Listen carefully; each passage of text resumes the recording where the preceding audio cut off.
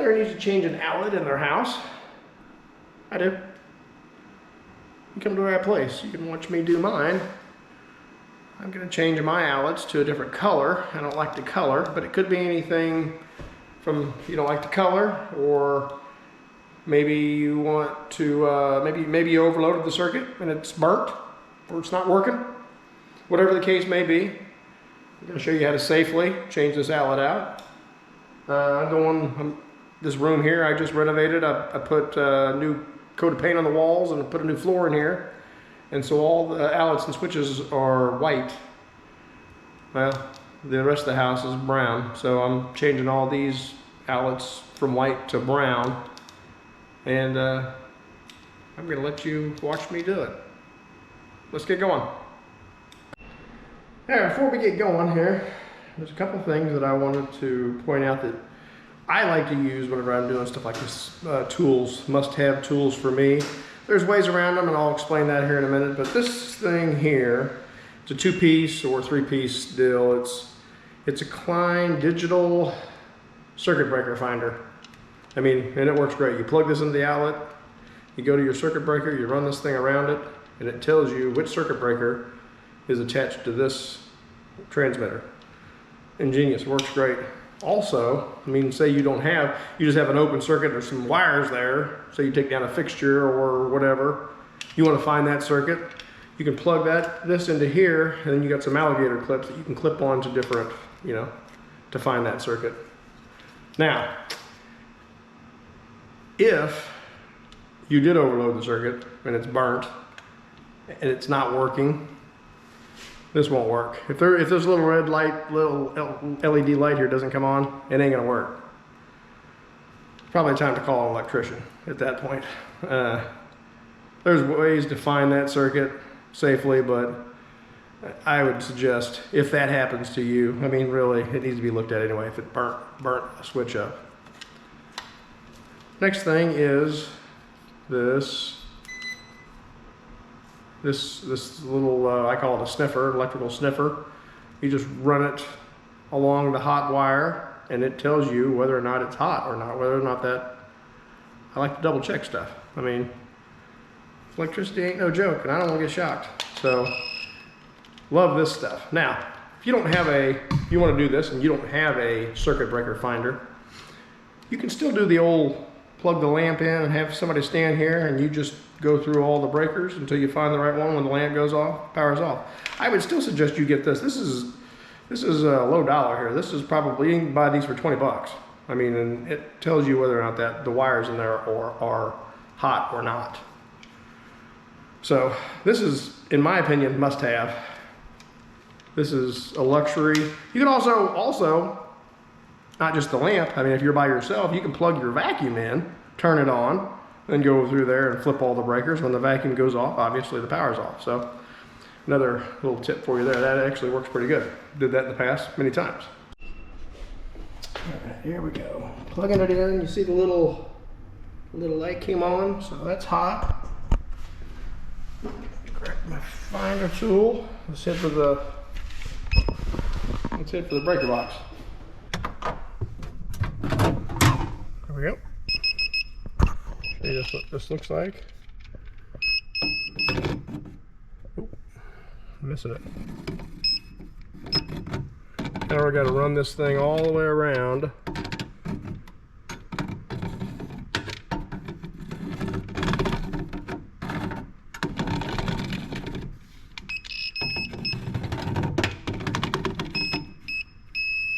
It says it's that one right there.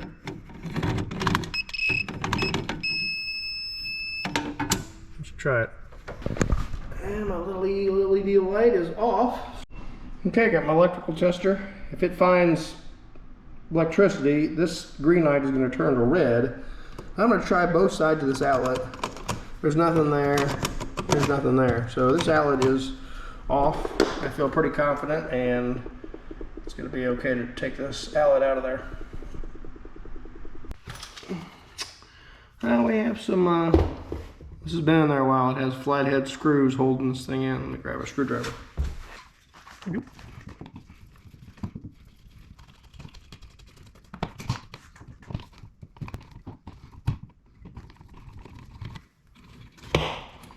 I wasn't real careful whenever I painted this room because I knew I was replacing these outlets. Kind of got a little bit of paint on them. All right, so this is pretty typical.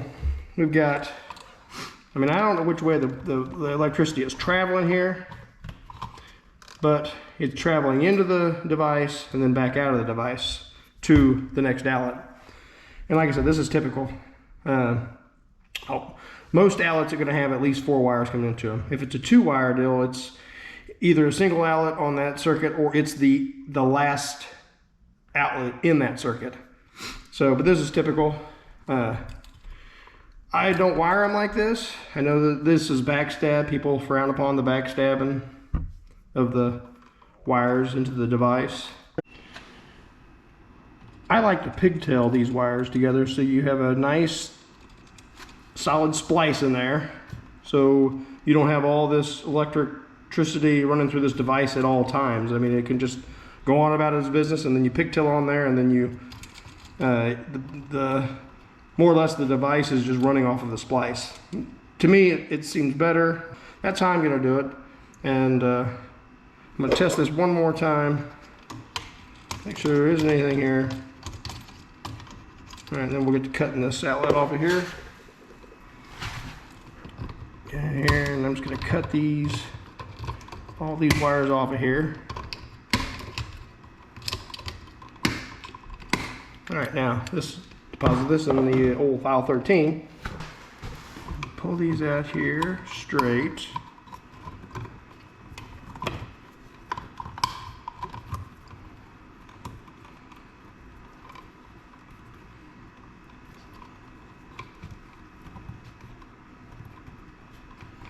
Now this ground is already, I mean, it's got a good splice back here. It's just twisted together.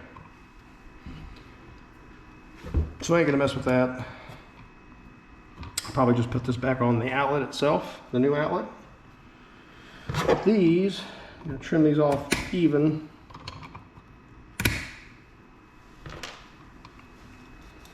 And give me a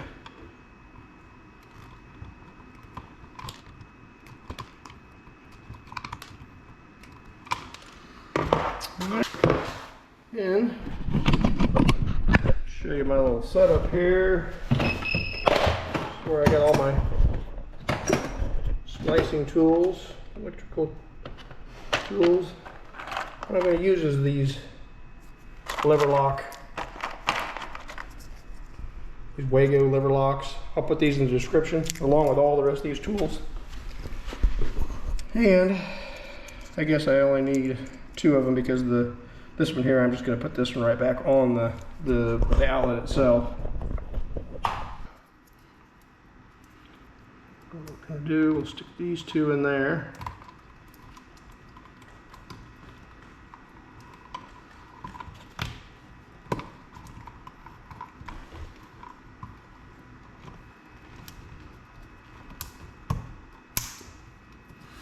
All right. Those in there. I'll show you how to tell if these are all the way in. When you flip this over, you can see that copper right there against the end of it. So they're all the way in. That's good. Let's check this one. Those are all the way in. So now I'm just going to get me an additional wire that's, 6 or 8 inches long, and I'm going to put those in there, and then I'll attach those wires that I put in here with these wires to the correct terminal on the outlet. Okay, I tell you what we do. This is how this works. You just get yourself a chunk of wire, snip off some of it, but a pretty good length, what you think you're going to need. You take your pliers and you grab one of those wires and you pull it out of the sleeve, and then you grab a hold of the other one and pull it out of the sleeve. Now, where you just pulled that out is boogered up. Give that a snip off, and then strip the end of it. So now we got our pigtail wires. We're going to stick this one, the black one, in the back of the black. take the white one, put it in the back of the white. All right. Now this is something that's debatable. Some people don't do it. Some people do it. These are probably not coming apart, but you know, it doesn't take much to lift that little lever. So I'll tell you what I'm going to do. And I pretty much do this every time I use these lever locks. It adds a little bit of time to it, but that's okay. I mean, I'm not that big a hurry. I just want to be safe. All right, snip me off a little piece of black electrical tape. Then I'm just going to wrap it around this thing so that those levers can't release if I don't want them to. All right, do the same thing for the other one. So probably not necessary. Some people do it, some people don't. I'm one of these guys that I want to know that this thing isn't coming apart inside my electrical box here. All right, so now I'm going to fold this back up in the back of that box.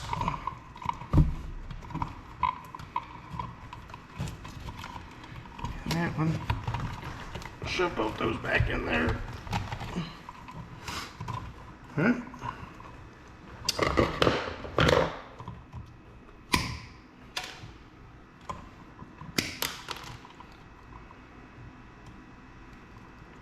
Give me a... There's actually a strip gauge on this thing that tells you how much to strip off to make your candy cane loop here. I mean, that seems good to me. See the little hole right here? You stick the end of it in there and just give it a turn. That's how you get your little candy cane loops. Get an outlet. Alright, I'll use 2 of these, so I put my ground down. I think that's the right way. I'm going to run these bottom ones in. Actually, I'm probably going to connect this ground first. When you put these on here, you want to put them on so that when you tighten this screw, you're tightening that thing around it, not loosening it. So if it's the wrong way and you're trying to, it ain't gonna work as good. So that being said, you can see, you can turn that thing like that so that it goes clockwise. And I need to get you down here a little bit closer so you can see what I'm talking about. See when I put this on here,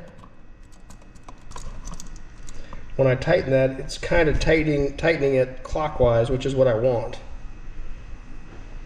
If it was the other way, well, we'll just do this one the wrong way, just so you can see what's going on.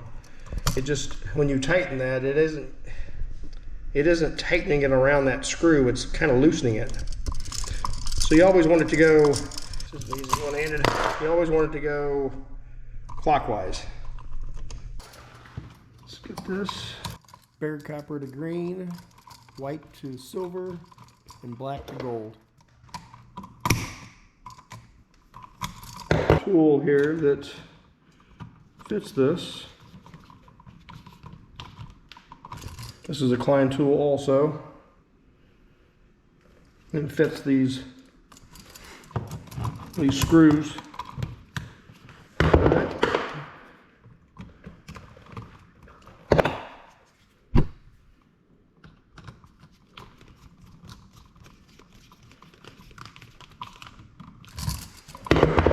Over just like that.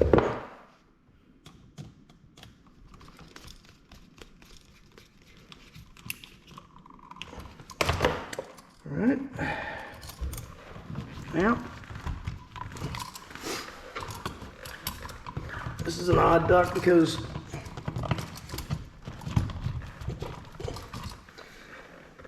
that's why that other one had such long screws here. I'm going to have to change these screws out to those other screws because these aren't long enough because that box is set so far back in that wall.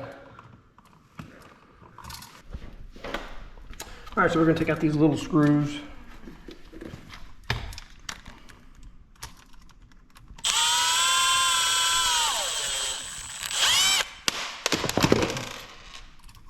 This little tab on the back actually makes it, holds it, keeps it from falling out of there.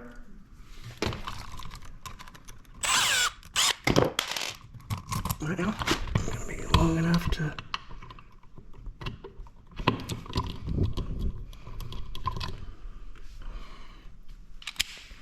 Back to the flathead screws, putting those back in, even though I mocked them when I took them out.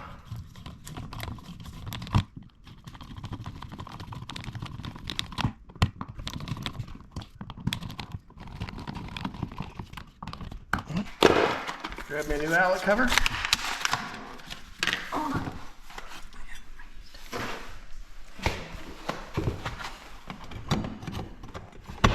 Outlet cover on there.